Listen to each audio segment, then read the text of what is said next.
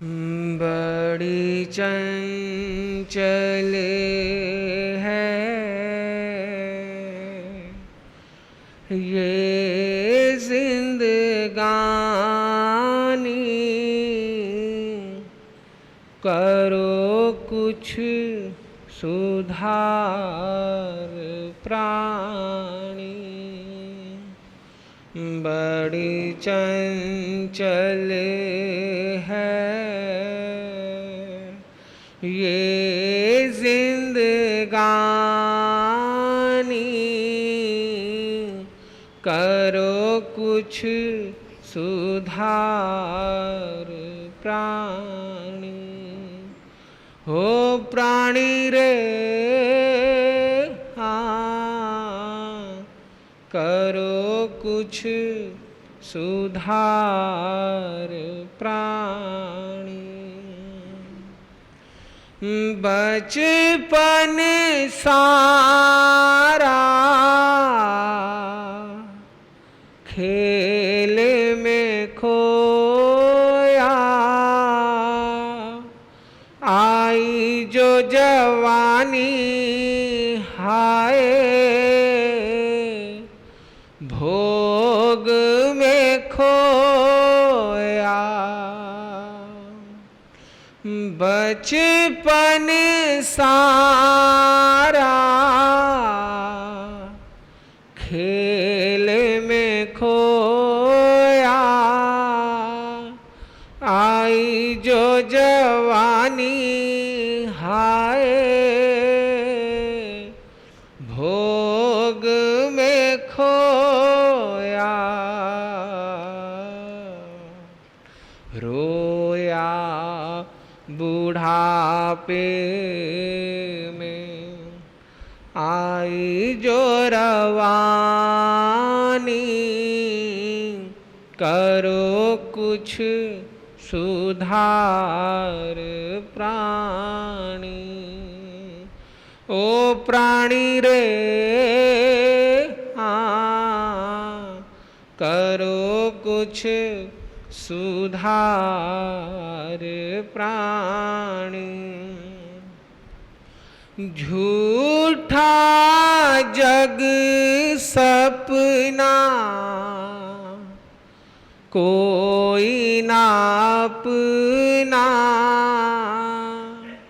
झूठी सारी माया प्यारे छोड़ भटकना। झूठा जग सपना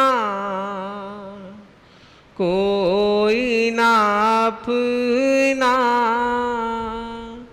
झूठी सारी माया प्यारे छोड़ भटकना। आएगी सज के मौत की रानी, करो कुछ सुधार प्राणी। बड़ी चंचल है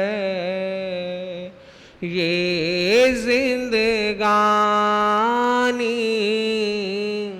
करो कुछ सुधार प्राणी।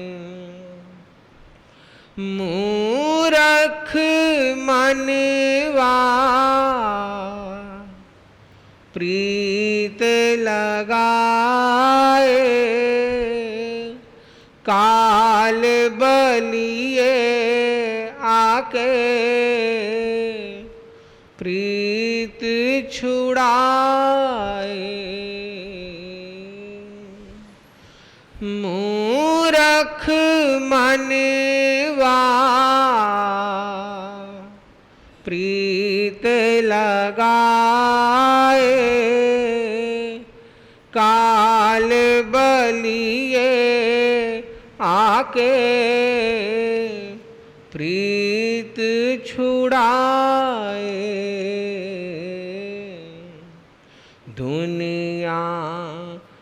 सारी है आनी जानी, करो कुछ सुधार प्राणी।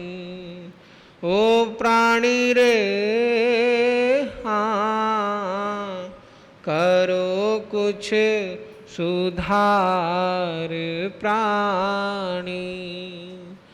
बड़ी चंचल है ये जिंदगानी, करो कुछ सुधार प्राणी। बोले राष्ट्रीय संत वरिष्ठ उपाध्याय वाचनाचार्य पूज्य गुरुदेव श्री मनोहर मुनि जी महाराज की।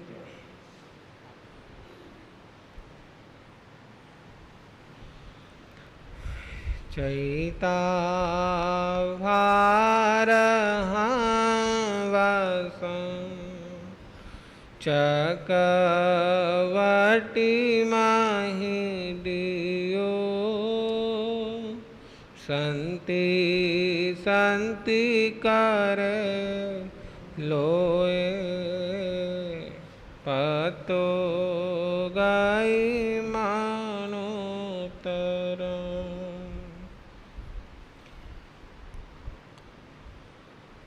परम श्रद्धेय परम पूजनीय राष्ट्रीय संत वरिष्ठ उपाध्याय वाचनाचार्य पूज्य गुरुदेव भगवान एवं पाठ पर विराजमान उत्तर भारत गौरव उप प्रवर्तक पूज्य गुरुदेव के चरणों में कोटि कोटि उपस्थित धर्म प्रेमी बंधुओं, माताओं तथा बहनों, हम गुरु कृपा से ज्ञाता धर्म कथांग का प्रथम शुद्ध स्कंद के विषय में कुछ सुन समझ रहे हैं और इसी को और आगे बढ़ाता हुआ जो अल्प बुद्धि के माध्यम से गुरु चरणों में बैठकर थोड़ा बहुत ग्रहण कर पाया हूँ, सीख पाया हूँ, उसी में से कुछ आपको सुनाने का, बताने का, समझाने का प्रयास करूँगा। कि कल आपने शिक्षा के संबंध में सुना कि प्रत्येक व्यक्ति के जीवन में शिक्षा का कितना महत्व है, और वो शिक्षा लौकिक है और वो शिक्षा आध्यात्मिक है। जब दोनों का सामंजस्य बैठ जाता है तो व्यक्ति को जीवन जीने में सुविधा हो जाती है। और यहाँ यदि यह कहें कि व्यक्ति को लौकिक ज्ञान ना भी हो, आध्यात्मिक ज्ञान हो, तो भी वो इस संसार समुद्र से पार हो सकता है। यदि हम उदाहरण के लिए बात करते हैं, वन में रहने वाली भीलनी को ज्ञान नहीं था, उसे ना कोई लौकिक ज्ञान था ना कोई अन्य ज्ञान था, वो केवल और केवल अपनी राम की भक्ति में डूबी हुई थी। चंदना को कोई ज्ञान नहीं, सेठ सुदर्शन को कोई ज्ञान नहीं, भीलनी को कोई ज्ञान नहीं, परंतु इनको ज्ञान ना होते हुए भी ये अध्यात्म से ओतप्रोत थे, भरे हुए थे। इनके अंतर भक्ति भाव थी अपने महावीर के प्रति, अपने राम के प्रति, उनके चरण सरोजों के प्रति, जो उनको इस संसार सागर से पार ले गई। कि लौकिक शिक्षा का इतना महत्व नहीं है जितना महत्व आध्यात्मिक शिक्षा का है, क्योंकि आध्यात्मिक शिक्षा से हमारे जीवन में शुभ संस्कार आते हैं। विद्या ददाति विनयम विनयात याति पात्रताम पात्रत्वा धन मापनोति धनात धर्म ततः सुखम। कि विद्या से विनय आती है, विनय से पात्रता आती है, पात्रता से धन आता है, धन से सुख आता, धर्म आता है और धर्म से सुख मिलता है। ये विद्या का महत्व है। विद्या से पहले क्या आता है? विनय। जब विनय आता है तो पात्रता, पात्रता के बाद धन, धन के बाद धर्म और धर्म के बाद सुख। और ये सभी गुण किसमें थे? किसका विषय चल रहा है? मेघ कुमार का। इन सभी गुणों से ओतप्रोत आध्यात्मिक और लौकिक शिक्षाओं से भरपूर 72 कलाओं में निपुण वो मेघ कुमार का विवाह 8 राजकुमारियों के साथ हो गया, जो समान कुल, शील, जाति, रंग, रूप, ऐश्वर्य, वैभव वाली थी। और मेघ कुमार उन 8 रानियों के साथ अपना जीवन सुखमय ढंग से व्यतीत करने लग गया।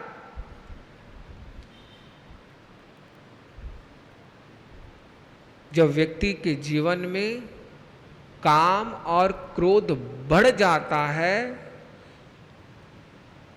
तो उसके जीवन का पतन धीरे धीरे शुरू हो जाता है। ऐसे ही वो 8 कन्याओं के साथ 5 इंद्रियों के विषयों को, मन को मोहने वाली और मनोज्ञ भोगों को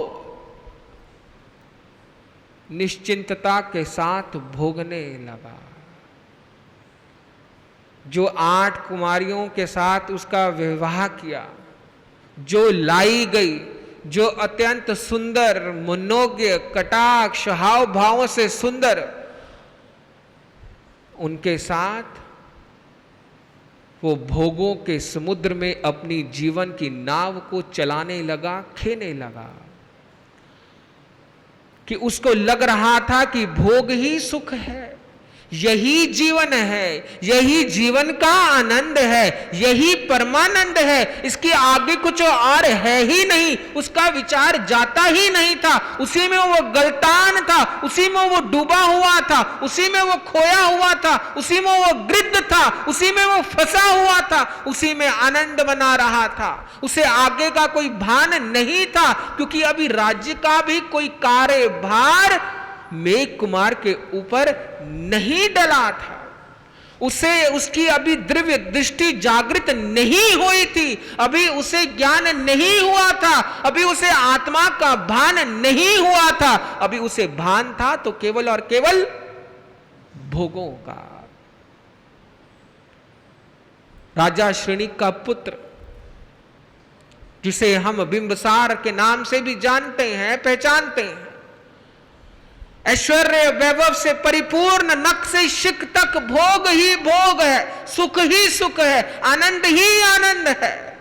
ऐसे समय में धर्म का ख्याल नहीं आता है। आज के संसारी जीव के पास तो धन बहुत थोड़ा है, बहुत अल्प है।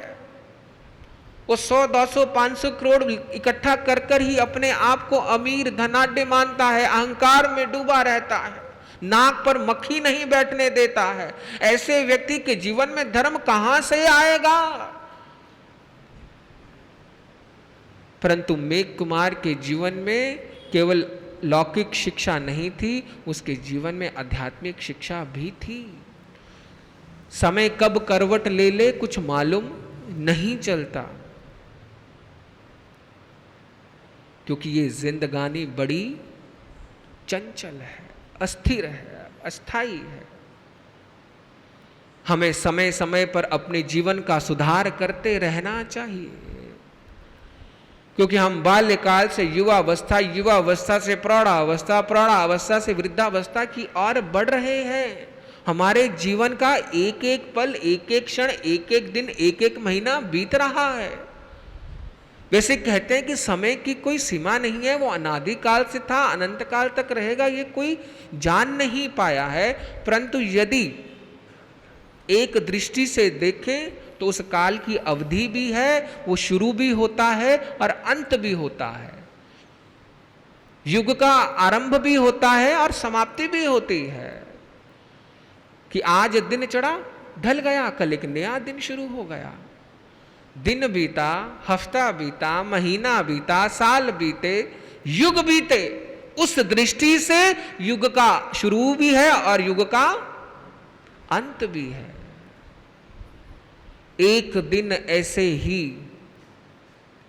मेघ कुमार भी अपने महल के गवाक्ष में, जिसे खिड़की कहते हैं, वहां बैठा और अपने भवन से नगर का आनंद ले रहा है। जब वो खिड़की में गवाक्ष में बैठा और उसने देखा कि नगर के लोग अपने घरों से निकलकर इकट्ठे होकर एक दिशा की ओर बढ़ रहे हैं, एक दिशा की ओर जा रहे हैं। इतने सारे लोग अपने घरों से निकलकर किस ओर जा रहे हैं? उसने अपने सेवक को, जिसको कंचुकी कहा है शास्त्र में, उसका सहयोगी है, क्योंकि राजा श्रेणिक के पास अन्य सेवक थे और विभिन्न विभिन्न देशों से आए हुए लोग उसके यहां सेवक थे, सेवा का कार्य करते थे। और मेघ कुमार की जो 8 रानियां थी, उससे दहेज में भी बहुत सारे सेवक कर्मचारी मिले थे उसकी सेवा शुश्रूषा ध्यान रखने के लिए। उनमें से एक सेवक को उसने बुलाया और पूछा कि क्या आज नगर में कोई शिव का, बौद्ध का महोत्सव है? क्या आज किसी के घर में कोई उत्सव है? आज कोई ऐसा महत्वपूर्ण कार्य है जिस और सारे नगर जन, नगर के लोग जा रहे हैं? आज ऐसा कौन सा तीज त्योहार है, कौन सा महोत्सव है, कौन सा उत्सव है जहां ये लोग जा रहे हैं? यदि हम शास्त्र के पृष्ठों को देखें तो वहां पर भी भिन्न भिन्न उत्सवों का, महोत्सवों का वर्णन किया गया है। देवताओं के उत्सव मनाए गए हैं, देवी देवताओं को पूजा गया है। जब व्यक्ति मानसिक तौर पर थक जाता है या व्यापार करता करता थक जाता है तो उसको मनोरंजन का कोई ना कोई साधन चाहिए। तो कोई ना कोई उत्सव में, महोत्सव में या किसी धार्मिक यात्रा पर या कहीं अन्य घूमने फिरने के लिए व्यक्ति चला जाता है, कुछ पल की शांति के लिए, कुछ अपने मन को टहलाने के लिए, अपने मन की स्थिति को बदलने के लिए, वो अपने आप को स्वस्थ सुखी बनाने के लिए वो महोत्सव की ओर, उत्सव की ओर, धर्म स्थानों की ओर, यात्रा की ओर या अन्य घूमने फिरने की ओर चला जाता है, क्योंकि उसे कुछ पल के लिए अपने व्यापार से दूरी चाहिए, परिवार से दूरी चाहिए, कुछ समय के लिए उसे शांति चाहिए। जो मानसिक तौर पर रोज रोज के कार्य कर कर, व्यापार चलाकर थक जाता है, उसके लिए उसे शांति चाहिए। शास्त्रों में महोत्सवों का, उत्सव का बड़ा महत्व है। आज भी एक उत्सव है, आज भी एक महोत्सव है, आज बड़ा महत्वपूर्ण दिन है भाई और बहन का। कई जगहें कुछ औपचारिकता मात्र रह गई है, कई जगह आज भी वो प्रेम भाव, वो समर्पण भाव है, तभी ये त्योहार चल रहे हैं, तभी ये त्योहार मनाए जाते हैं, तभी इन त्योहारों को मनाने से आपको सुख मिलता है, शांति मिलती है, आनंद मिलता है। और जब व्यक्ति को कोई चीज करने में आनंद आए, सुख मिले, शांति मिले, तो उसकी ओर वह व्यक्ति जाता है। जब उसके सेवक ने पूछा, पता लगाया कि ये लोग कहां जा रहे हैं, पता लगाने के बाद वो मेघ कुमार के पास पुनः आता है और कहते हैं कि इस राजगृह के बाहर गुणशीलक नामक उद्यान में प्रभु महावीर का पदार्पण हुआ है, उनका पधारना हुआ है, जिस के दर्शन करने के लिए ये सभी नगरजन उस ओर जा रहे हैं, बढ़ रहे हैं। ये परंपरा आज की नहीं है, सत्संग की, प्रवचन की, शास्त्र श्रवण की, ये बहुत पुराने समय से चली आ रही है। जब जब नगर लोगों को पता लगा था, नगर जनों को पता चलता था कि संत आए हैं, प्रभु महावीर आए हैं, तो उनकी धर्म वाणी सुनने के लिए सभी लोग जाते थे, इकट्ठे होते थे, एकत्रित होते थे, बैठते थे। ना केवल नगर के लोग जाते थे, उनके समव शरण में देवी देवता भी, जो वक्र शरीरधारी हैं, जो दिखते नहीं हैं, वो भी अपने स्थान पर आकाश में बैठकर प्रभु वायुवीर की वाणी का लाभ लेते थे। और ना केवल देवी देवता, उस समव शरण का एक और दिव्य प्रभाव था, बड़ा चमत्कारी प्रभाव था, बड़ा अलौकिक दृश्य था कि जहां पर पशु पक्षी भी अपना स्वाभाविक वैर भूलकर उस समव शरण में आते थे। कि अक्सर आप लोग देखते हैं कि एक तालाब के किनारे शेर और बकरी दोनों पानी पी रहे हैं, स्वाभाविक वैर भूलकर। जैसे हम कहते हैं कि हमारी आत्मा का स्वभाव सुख है, शांति है, अनंत वीर है, अनंत आनंद है, ये उनका स्वाभाविक वैर है। परंतु प्रभु वीर के शरण में आने के बाद, समव शरण में आने के बाद, वो स्वाभाविक वैर को भूलकर प्रभु वीर की वाणी का आनंद लेते हैं। ऐसा नहीं है कि उन्हें मति ज्ञान नहीं है, उनके अंदर भी ज्ञान की संज्ञा है, वो सुन सकते हैं, समझते हैं, केवल उनके अंदर वो वाणी नहीं है जो आपको हमें मिली है। वो अपनी वाणी से वो समझा नहीं सकते हैं, परंतु उन्हें ज्ञान है। वो त्रियंच भी समव शरण में आकर बैठते थे, ज्ञान सीखते थे, ज्ञान सुनते थे और अपने जीवन में परिवर्तन भी होता था। और तभी शास्त्र ने कहा है कि त्रियंच मरकर 8वें देवलोक तक जा सकता है।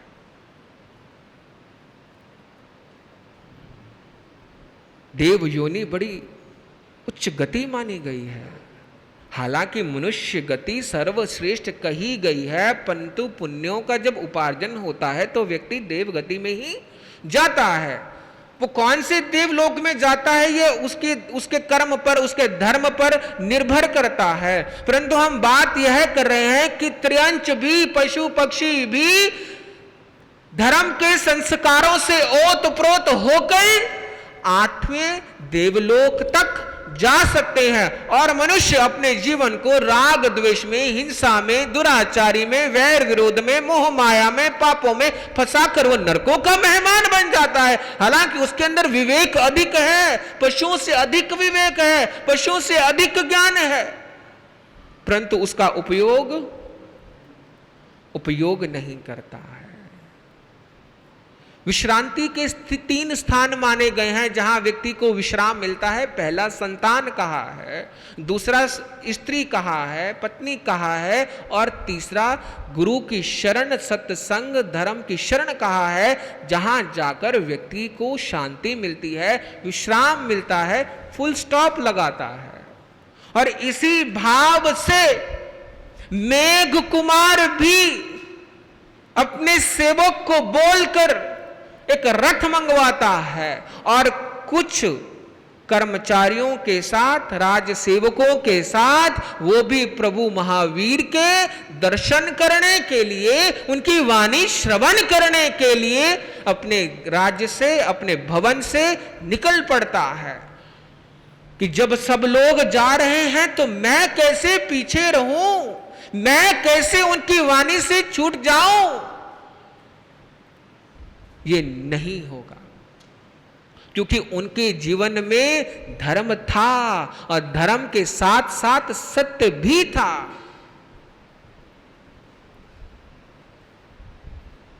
कि समय को बड़ा मूल्यवान माना गया है, लाइफ को, जिंदगी को बड़ा मूल्यवान माना गया है, मगर उससे भी यदि कुछ मूल्यवान है तो वह सत्य है। कि यदि आपके जीवन में सत्य है तो आपने समय का भी मूल्य कर लिया, आपने जीवन का भी मूल्य उठा लिया।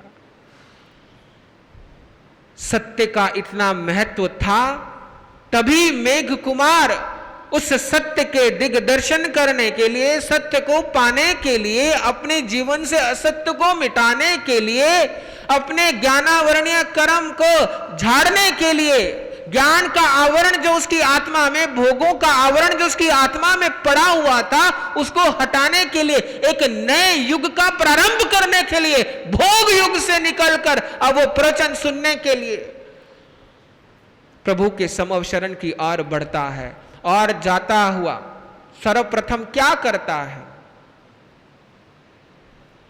जितनी भी सजीव चीजें हैं, सजीव मतलब जिसके अंदर जीव है, प्राण है, उन सबको प्रभु के समव शरण में जाने से पहले सब कुछ छोड़कर जाता है, सब कुछ त्याग कर जाता है। जो आवश्यक चीज है, जो ले जा सकता है, जो कहीं और रख नहीं सकता है, वो तो व्यक्ति अपने साथ ले जाता है, परंतु जो सजीव है, जीव से भरी हुई है, जैसे हम सब्जी कहते हैं, फल कहते हैं या अन्य कोई पदार्थ है, उन्हें सब छोड़कर जाता है। और जो जड़ चीज है, जिसमें जीव नहीं है, अजीव है, वो अपने साथ लेकर जा सकता है।